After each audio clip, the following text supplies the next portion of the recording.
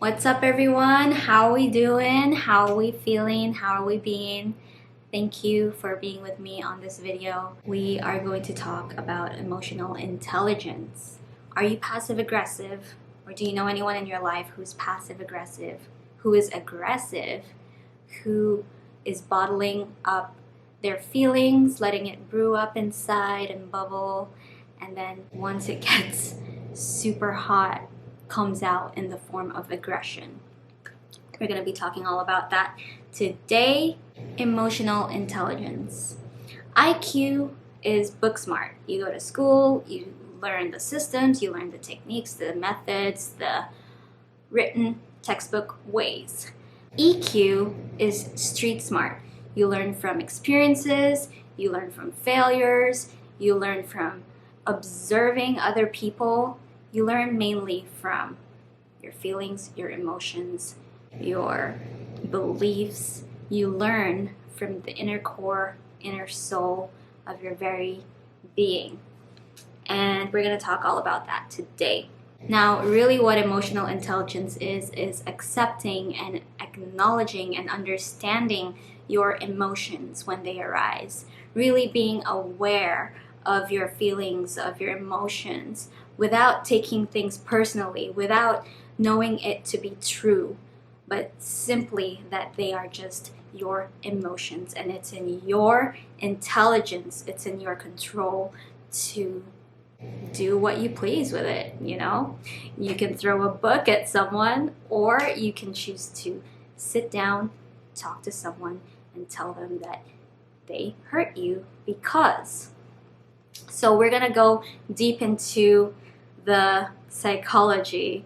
We'll break it down right now. So where do our emotions stem from? I'm not sure if you're all aware of this diagram or you've seen this before, but I'm just gonna repeat it anyway. So it all starts with your beliefs, right? Your values, your core beliefs, who you are essentially as a person. And from those beliefs, you get your thoughts because they're intertwined, right?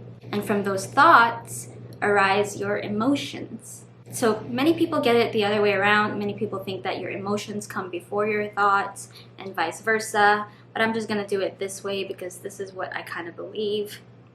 It's very circumstantial though. And what forms from your emotions are your actions or your words and what you choose to do with your life. So remember, beliefs, thoughts, emotions, actions. If one of these are not in alignment, as we can see, it all stems from your beliefs, who you are, what you've been through in your life that has shaped your brain to become who you are, your upbringing, your conditioning. So let me just paint this picture for you. As most of us know the system, right? We're all told that the perfect life is we all have to go to school, we all have to go to college, we all have to get a good job, we have to find a partner, we have to get married to our partner, we have to get kids with our partner, we have to buy a house, and yada, yada, yada, yada. So if that's what you're conditioned to believe, that is the perfect life, if somewhere along the way of that timeline, none of that is in alignment to what you believe or something happens, I'll give another example. So in my case, what happened, what destructed my thoughts and emotions was I had a boyfriend, and my ex, and I was really excited about him because I thought that he was really decent. I felt like, oh, he's probably the guy I'm going to end up with. I had high expectations. Also, expectations, they lead to disappointment, right? So my expectations were high because, that's what life's manual basically told us, that life should go that way. I found my boyfriend. The next step is that we're going to get married. But then he cheated on me, and that triggered something so deep. Probably the first time I ever got hurt. What did I do when I found out? My thoughts were Like, how could he do this to me? I thought that we were going to end up together. I thought that he was a decent guy. I never expected him to do that. He betrayed me. And then from those thoughts, my emotions of hurt, despise, disgust, I victimized myself. I felt so betrayed.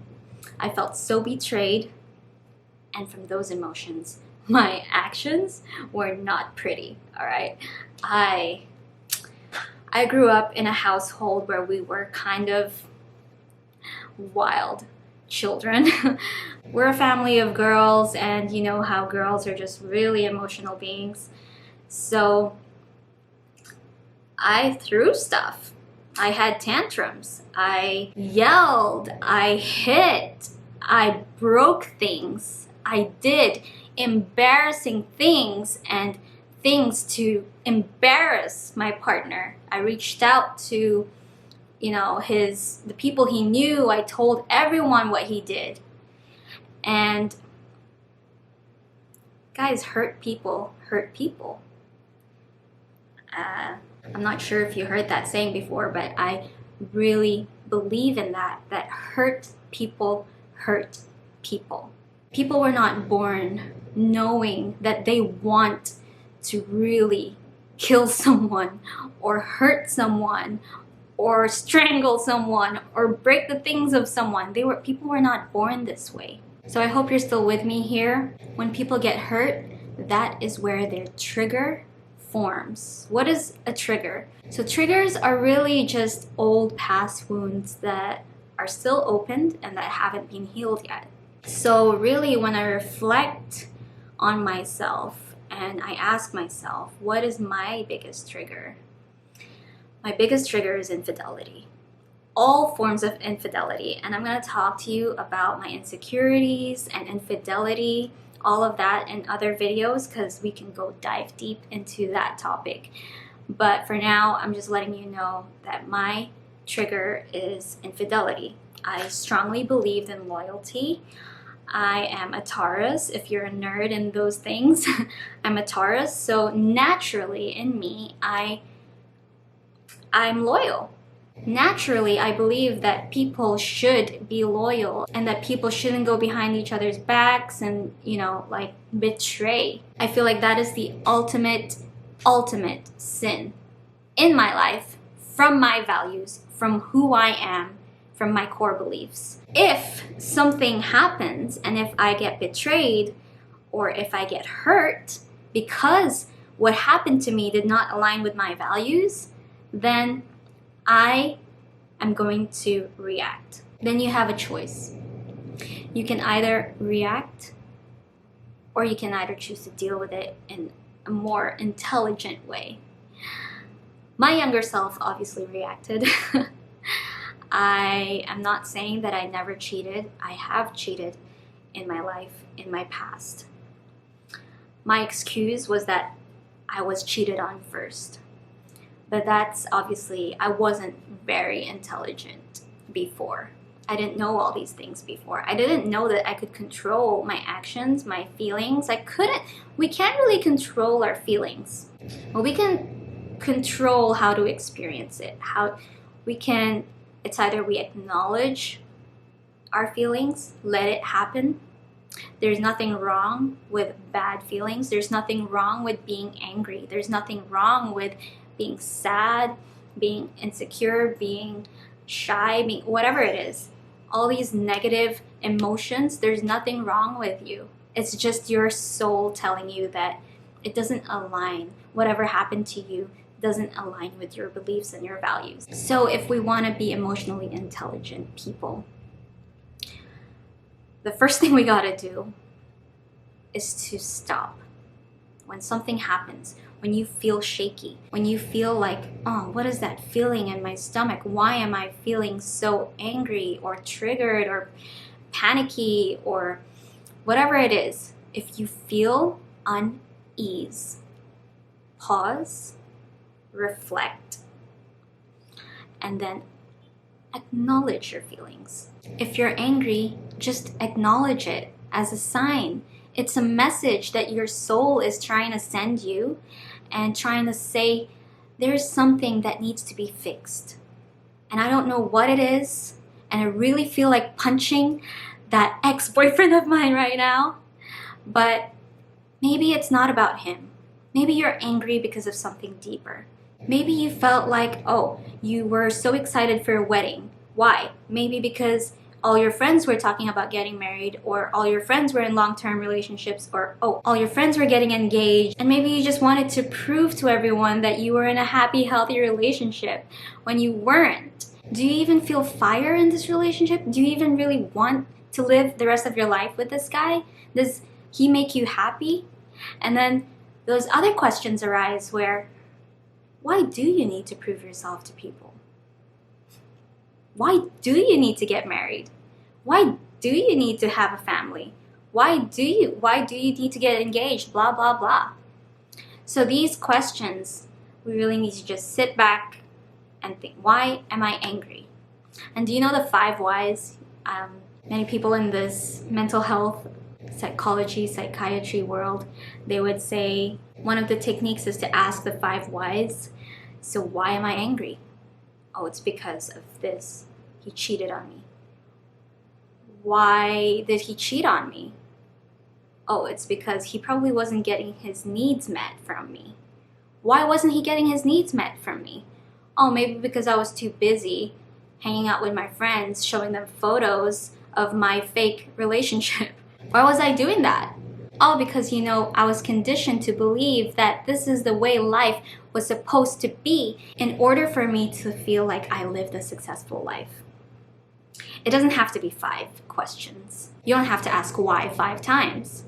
But you gotta ask these whys until you get to the core, the real core problem.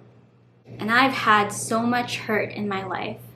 I've had betrayal, back to back to back betrayal. And instead of really sitting down, reflecting, instead of really spending time with myself, loving myself, being gentle with myself, and asking myself, what do I want? I escaped. I'm the type of person who runs away. I was a runaway girl. Every time my parents, scolded me or were restrictive, I would run away. And I was just having a chat with a friend about when I ran away. I once upon a time slept in a sauna. That's how freaking wild I am. People are willing to go through lengths to express their emotions, when really they are just suppressing their emotions. You can't express your emotions through violence, tantrums, reactions. It's a form of suppressing your emotions. It's hard, but the first step to really, really being emotionally intelligent is acknowledging, feel angry. And just like, if you get burnt, you touch a hot surface and then you have to deal with the bubble on your finger and you have to deal with the sting, and you know that, it's gonna go away in like a few days. Treat your emotions that way. Feel it. Allow yourself to feel angry, to feel sad, but know that it's not going to be like that forever. And all you gotta do is to go back to the very start. Rewire those core beliefs that you were conditioned to believe. Rewire your thoughts and your values. By the way, all of us should really identify our values because that's what makes who we are. And by the way, your values will change as you progress and get older in life. Your values are never stagnant. But right now, this very moment, who you are, what are your values? What are the boundaries that you set for yourself? What are the no's you're gonna say no to? And what are the yeses you're gonna say yes to? So I really hope that the information in this video has helped you in any way possible. Thank you so much for watching this video. My name is Natalie Claire, and I am a mental health survivor. And I know this because I have been through the darkness.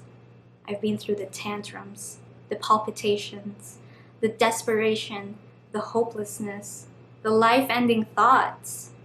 And I would really like the world to know right now that things will get better, and you will get better.